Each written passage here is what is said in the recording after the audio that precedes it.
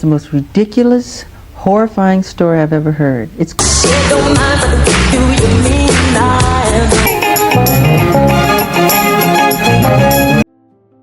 En juin 2009, la nouvelle tombe comme un coup de tonnerre planétaire. Michael Jackson est mort. Les chaînes de télévision interrompent leur programme. Internet s'effondre, des millions de fans sont sous le choc. Mais derrière les mots froids, arrêt cardiaque dans le rapport médical, derrière l'image d'un corps amaigri, recouvert d'un drap blanc dans une ambulance, se cache une série de secrets jamais complètement révélés, des vérités sombres qui dévoilent la face cachée de l'industrie musicale mondiale. Pour comprendre pourquoi Michael Jackson est mort, il faut d'abord comprendre pourquoi il n'a jamais pu vivre comme un être humain ordinaire. Né en 1958 à Gary, dans l'Indiana, il grandit dans une famille ouvrière pauvre, avec un père d'une sévérité extrême, Joseph Jackson. Dès l'âge de 5 ans, le petit Michael est forcé de monter sur scène, de chanter, de danser, d'apprendre par cœur chaque geste des Jackson 5. Une erreur, et la punition tombait. Une fausse note, et les cris du père retentissaient. Cette pression forgea un génie, mais détruisit aussi l'enfance et l'âme de l'enfant. Dans les années 1980, le monde assiste à l'ascension d'un phénomène sans précédent, Michael Jackson, le roi de la pop. Son album Thriller se vend à plus de 70 millions d'exemplaires et des clips comme Billie Jean ou Beat It redéfinissent la musique et la culture pop. Michael devient l'étoile la plus brillante de la planète, mais cette lumière est si forte qu'elle finit par le consumer lui-même. Chaque pas est traqué, chaque photo disséquée. On se moque de sa peau qui s'éclaircit sans savoir qu'il souffre de vitiligo. On critique ses opérations sans savoir qu'il voulait seulement réparer les séquelles d'un accident de scène survenu en 1984. Le public l'adule, mais le détruit tout autant, à coups de rumeurs, de moqueries et d'une curiosité sans fin pour le scandale. Pour fuir ce monde étouffant, Michael crée Neverland, un paradis au cœur des forêts de Californie, un royaume pour l'enfant qu'il n'a jamais pu être. Mais ce lieu de rêve se transforme bientôt en enfer, les accusations d'abus sexuels s'y abattent et son honneur s'effondre. Acquitté par la justice, il ne s'en remettra jamais. Dès lors, il n'est plus qu'un survivant enfermé dans sa propre légende. Les années suivantes deviennent une lutte permanente contre la douleur et l'épuisement, blessures anciennes, insomnie chronique, dépendance aux analgésiques et aux somnifères. On dit qu'il ne pouvait dormir sans médicaments et qu'il ne pouvait se sentir vivant que sous les projecteurs. Entre ces deux extrêmes, entre le génie et la victime, entre la lumière et l'obscurité, Michael Jackson devient une âme solitaire prisonnière du monde qu'il a lui-même créé. Lorsque la tournée This Is It est annoncée, 50 concerts à Londres, tout le monde croit à sa renaissance. En réalité, c'est un adieu. Trop maigre, trop faible, trop fatigué, il n'en peut plus. Pourtant, les contrats, les producteurs et des millions de fans exigent encore qu'il brille. Et pour l'aider à dormir, on lui présente un nom, le docteur Conrad Murray, son nouveau médecin personnel. Personne ne se doute alors que cet homme deviendra, quelques mois plus tard, le centre d'une des morts les plus mystérieuses du XXIe siècle. Michael Jackson n'est pas mort sur scène. Il n'est pas mort au bloc opératoire. Il est mort seul, dans une chambre fermée, entouré de seringues, de flacons de somnifères et de mélodies inachevées. Et la question qui hante encore le monde demeure, Conrad Murray était-il le seul coupable? Ou bien Hollywood, l'industrie de la musique, et nous, ses admirateurs, avons-nous tous contribué à tuer le roi de la pop? Le matin du 25 juin 2009, la villa de Holmby Hills, un somptueux manoir au cœur de Los Angeles, est plongée dans le silence. À l'étage, les rideaux sont tirés, la lumière du jour ne filtre pas et l'air est saturé d'une odeur de médicaments. Dans le lit, Michael Jackson, âgé de 50 ans, repose immobile. À ses côtés se trouve son médecin personnel, le docteur Conrad Murray, resté éveillé toute la nuit pour surveiller son sommeil. Depuis plusieurs semaines, Michael ne dormait presque plus. Obsédé par la tournée This Is It, 50 concerts prévus à Londres dans moins de 3 semaines, il était rongé par l'angoisse. Chaque nuit, il répétait la même phrase à son médecin. « Je dois dormir, Conrad. Si je ne dors pas, je vais mourir. » Pour exaucer cette demande, Murray recourut à une substance qu'aucun médecin responsable n'aurait dû administrer dans une chambre à coucher. Le propofol, un puissant anesthésiant utilisé uniquement en milieu hospitalier, sous la surveillance d'un anesthésiste et d'un appareil respiratoire. De la mi-mai à la fin juin, Murray injecta du propofol à Michael presque chaque nuit, au début à petite dose. Puis, peu à peu, le corps de Michael perdit toute capacité à s'endormir naturellement. Le médecin augmenta les doses, 2 fois, 3 fois plus. La dépendance s'installa. Michael dormait quelques heures, puis se réveillait tremblant, confus, épuisé. Son corps n'était plus que peau et eau. Son cœur fragile battait de travers, mais il devait tout de même se lever, répéter, sourire devant son équipe, avant de s'effondrer lorsque les lumières s'éteignaient. Le soir du 24 juin, après une répétition au Staples Center, Michael rentra chez lui vers minuit. Ses collaborateurs racontèrent plus tard qu'il paraissait étrangement serein, presque joyeux. Il leur dit « Le spectacle sera incroyable, ce sera mon grand retour ». Personne ne savait que c'était la dernière fois qu'il le verrait vivant. Vers 1h du matin, il demanda à dormir pour de vrai. Murray lui administra du lorazépam, puis du midazolam, 2 puissants somnifères. Aucun effet. À 2h, il était encore éveillé. À 3h, il supplia « Donne-moi du propofol. S'il te plaît, juste quelques heures. » Murray hésita, puis céda. Il prépara la solution, la fit couler lentement dans la perfusion. Michael murmura « Je le sens venir » et s'endormit profondément. À 3h30, Murray s'installa devant son ordinateur. À 4h, il téléphona à sa compagne. À 5h45, il consultait encore son téléphone, laissant son patient sous anesthésie sans aucune surveillance, sans appareil d'oxygène, sans contrôle cardiaque. Vers 11h50, il réalisa soudain que Michael ne respirait plus. Pris de panique, il tenta un massage cardiaque, appela le garde du corps, appelez à l'aide. Mais il n'appela pas immédiatement les secours. Au lieu de cela, il passa de précieuses minutes à cacher les flacons et à ranger la chambre. 12h21, les ambulanciers arrivent enfin. Michael Jackson est déjà en arrêt cardiaque, les pupilles dilatées, la peau froide. Ils tentent de le ranimer pendant plus de 40 minutes. D'abord sur le lit, puis dans l'ambulance. 14h26. À l'hôpital UCLA, le verdict tombe. Michael Jackson est mort. Son corps ne pèse plus que 51 kilos. Les traces d'injection couvrent ses bras, ses côtes sont fracturées par les tentatives de réanimation, sa peau est marquée par le vitiligo. Dans la poche de Conrad Murray, la police découvre un flacon de propofol de 100 ml, des seringues et des tuyaux de perfusion. Dans la chambre, une véritable pharmacie clandestine. Valium, Ativan, Verst, lidocaïne, autant de produits réservés normalement aux hôpitaux. Lorsque la nouvelle se répand, le monde s'effondre. Des milliers de fans se rassemblent devant l'hôpital, pleurent, crient son nom.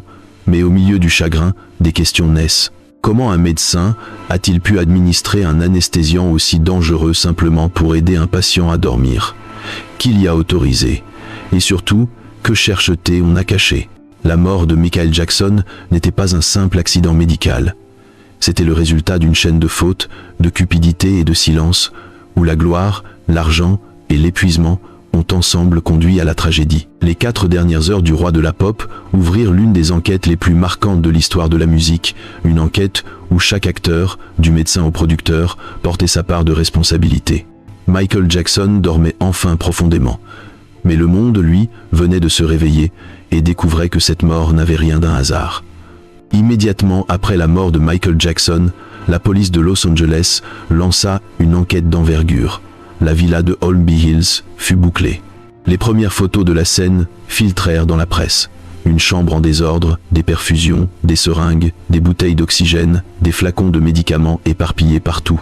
Sur presque chaque étiquette, un même mot revenait, propofol. Pour les enquêteurs, il ne s'agissait plus d'une mort naturelle, mais d'un homicide potentiel. Le lendemain, le docteur Conrad Murray fut convoqué. Il apparut en costume noir, le visage impassible, presque froid. Mais au fil de son témoignage, une vérité terrifiante se dessina. Murray admit avoir administré du propofol à Michael presque chaque nuit pendant plus de 6 semaines. « Je voulais simplement l'aider à dormir », déclara-t-il. « Je ne pensais pas que cette dose pouvait être mortelle. » Une phrase simple, mais qui allait sceller son destin. L'autopsie révéla que la cause du décès était une intoxication aiguë au propofol associée à des benzodiazépines, provoquant un arrêt cardiaque. Les bras de Michael portaient des dizaines de marques d'injection. et le taux de médicaments dans son sang dépassait largement toute limite acceptable. Le rapport de 50 pages concluait sans ambiguïté: cause, administration inappropriée de propofol, classification, homicide. En août 2009, la police inculpa officiellement Conrad Murray pour homicide involontaire. Le monde entier suivit l'affaire. Des milliers de fans se rassemblèrent devant le tribunal de Los Angeles, brandissant des pancartes « Justice pour Michael ». Les chaînes de télévision retransmirent chaque minute du procès, chaque mot, chaque larme, un véritable spectacle planétaire. L'accusation décrivit Murray comme un médecin irresponsable ayant placé ses intérêts financiers au-dessus de l'éthique médicale. Elle souligna qu'il touchait un salaire de 150 000 $ par mois, versé par la société organisatrice de la tournée This Is It, afin de maintenir Michael en état de monter sur scène, coûte que coûte. Murray n'était pas un meurtrier par plaisir, mais un rouage d'une machine commerciale où la santé d'un artiste valait moins que les profits.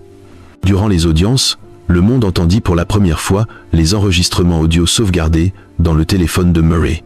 Sur l'un d'eux, la voix de Michael résonnait, faible, confuse, lointaine. « Je veux que ces concerts soient les plus grands jamais vus. Je fais ça pour mes fans et pour les enfants. Je veux juste dormir. » Quand ces mots furent diffusés dans la salle d'audience, un silence pesant s'installa. Plusieurs personnes éclatèrent en sanglots. La défense tenta d'argumenter que Michael lui-même avait insisté pour recevoir le médicament et que Murray n'avait fait que répondre aux souhaits de son patient. Mais le procureur rétorqua: « Aucun médecin ne peut exécuter une demande quand elle équivaut à donner la mort. » Finalement, le verdict tomba, coupable d'homicide involontaire. Le 7 novembre 2011, le jugement fut prononcé. Murray resta immobile, le visage fermé. Peine, 4 ans de prison. Il n'en purgea que 2, bénéficiant d'une libération anticipée en 2013, mais son nom restera à jamais associé à la mort du roi de la pop. Malgré la condamnation, de nombreuses questions restaient sans réponse. Comment un artiste d'une telle stature avait-il pu être soigné dans des conditions aussi dangereuses? Pourquoi les producteurs de la tournée n'avaient-ils rien fait? Et surtout, l'industrie musicale elle-même, avec son rythme infernal, ses exigences inhumaines et sa soif de perfection, n'était-elle pas le véritable tueur silencieux? Un psychologue, cité dans le dossier, écrivit une phrase devenue célèbre: « Michael n'est pas mort du propofol. Il est mort d'épuisement, de solitude et de perfectionnisme. » Cette phrase résonne comme une épitaphe, non seulement pour un homme, mais pour tout un système qu'il a créé, puis détruit. Lorsque les portes du tribunal se refermèrent, le monde crut que l'affaire était close. Mais dans le cœur des millions de fans subsistait un doute profond. Conrad Murray n'était peu être que celui qui tenait la seringue, tandis que les vrais coupables, puissants et silencieux, restaient dans l'ombre. Après le procès, tout semblait terminé. Le docteur Conrad Murray en prison, la justice rendue, et les fans enfin capables de faire leur deuil. Mais en réalité, ce n'était que la surface. Car plus les enquêteurs et les journalistes creusaient, plus ils découvraient que la mort de Michael Jackson n'était être pas seulement le résultat d'une dose mortelle de propofol, mais l'aboutissement d'un système de contrôle, d'avidité et de manipulation installé depuis des années. Dans les dernières années de sa vie, Michael Jackson n'était plus un homme libre. Il était prisonnier de contrats valant des centaines de millions de dollars, enfermé dans le cercle des géants de l'industrie comme Sony Music et AEG Live, des entreprises qu'il qualifiait lui-même de démons en costume cravate. Dans un enregistrement audio daté de 2002, sa voix tremblait. « Ils veulent me faire disparaître. Il y a des gens puissants qui ne veulent pas que je vive. Si je meurs, ne croyez pas que ce soit un accident. » Ces mots, longtemps considérés comme des divagations, deviendront le centre de nombreuses théories. Michael avait publiquement dénoncé Sony, avec qui il était en conflit à propos des droits d'auteur. Il possédait une part importante de Sony, ATV Music Publishing, la société détenant les catalogues de plus de 250 chansons des Beatles, d'Elvis Presley et d'autres légendes. En 2009, cette participation était estimée à plus de 750 millions de dollars. Après sa mort, ses droits furent progressivement transférés à Sony via la succession et le fonds fiduciaire familial. Pour beaucoup, c'était le véritable mobile, un artiste épuisé, isolé, détenant un trésor musical inestimable et dont la disparition profitait directement aux grandes compagnies. Un autre élément intrigue, la tournée This Is It. Le contrat signé entre Michael et AEG Live stipulait que, s'il ne menait pas la tournée à son terme, l'entreprise pourrait récupérer une partie de ses avoirs et toucher une énorme police d'assurance vie. Lorsque Michael mourut avant le premier concert, des centaines de millions de dollars furent versés. D'un point de vue financier, sa mort, tragique pour le monde, fut un bénéfice colossal pour certains. Ses proches racontèrent que, dans les derniers mois, Michael vivait dans une peur constante. Il disait être surveillé, écouté, suivi. Son garde du corps, Alberto Alvarez, déclara qu'il lui avait confié « Si quelque chose m'arrive, dis au monde que je ne me suis pas suicidé ». Une phrase qui, jadis, paraissait paranoïaque, mais qui résonne aujourd'hui comme une prophétie. Après sa mort, des documents et des courriels internes d'AEG furent divulgués. Ils révélaient que la société connaissait l'état de santé catastrophique de Michael, mais continuait à le pousser à monter sur scène. Un dirigeant écrivit « Nous devons le mettre sur scène, coûte que coûte », 3 mots, coûte que coûte, qui sonnent comme une condamnation. Autre détail troublant, les dossiers de la police mentionnent des dizaines d'appels et de messages de Murray vers des numéros inconnus, quelques heures avant la mort de Michael. Certains provenaient de cabinets d'avocats, d'autres de conseillers financiers liés à la tournée. Aucun de ces interlocuteurs n'a jamais témoigné. Les théories se multiplient. Certains affirment que Michael allait révéler de grands scandales financiers dans l'industrie du divertissement. Il projetait d'écrire un livre, une autobiographie, où il promettait de dire la vérité sur Hollywood. Ce livre ne vit jamais le jour. Des journalistes d'investigation suggèrent même que sa mort fut un suicide orchestré, où le propofol n'aurait été qu'un instrument destiné à fabriquer une fin parfaite, tragique, mais rentable. Cela semble insensé, et pourtant, dans un monde où la gloire se mesure en dollars, rien n'est totalement impossible. Une chose est sûre, Michael Jackson est mort avant d'avoir pu dire tout ce qu'il voulait dire. Et ce qu'il craignait le plus, qu'on cherche à le réduire au silence, ne ressemble plus à une peur, mais à une mise en garde. Le jour où Michael Jackson est mort, le monde s'est tu. Mais quelques semaines plus tard, ce silence s'est transformé en tempête financière. Alors que les larmes n'avaient pas encore séché, une immense machine s'est mise en marche. Maisons de disques, producteurs, avocats, banques, médias, tous tournés vers un même objectif, l'empire Michael Jackson. De l'artiste solitaire, retrouvé sans vie dans sa chambre de Holmby Hills, il devint soudain la marque la plus rentable de l'industrie musicale. Rééditions, albums posthumes, documentaires, produits dérivés, concerts hommages, tout se transforma en or. Le film This Is It, monté à partir des répétitions avant sa mort, rapporta plus de 260 millions de dollars dans le monde, faisant de Michael l'artiste décédé le plus lucratif de l'histoire. Mais derrière ce succès colossal, se cachait une guerre silencieuse, une lutte pour le contrôle, l'argent et le pouvoir autour de son héritage.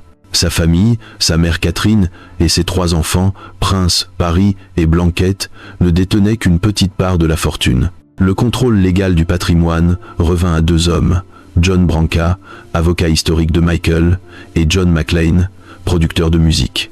Ces 2 noms devinrent rapidement synonymes de controverse.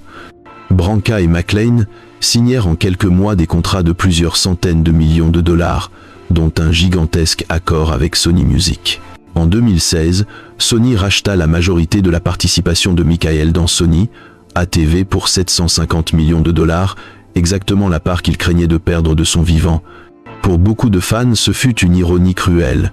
Michael était mort, et ceux qui l'avaient combattu étaient désormais ceux qui profitaient le plus de son œuvre. Pendant ce temps, son image fut exploitée jusqu'à la démesure. Spectacles en hologramme, jeux vidéo, tournées hommages, statues, campagnes publicitaires, tout transforma Michael Jackson en une marque, plus qu'en un homme. Chaque année, son patrimoine générait des centaines de millions de dollars, une machine à profit parfaitement huilée, fonctionnant sans l'artiste lui-même. Mais parallèlement, de nouvelles ombres apparurent.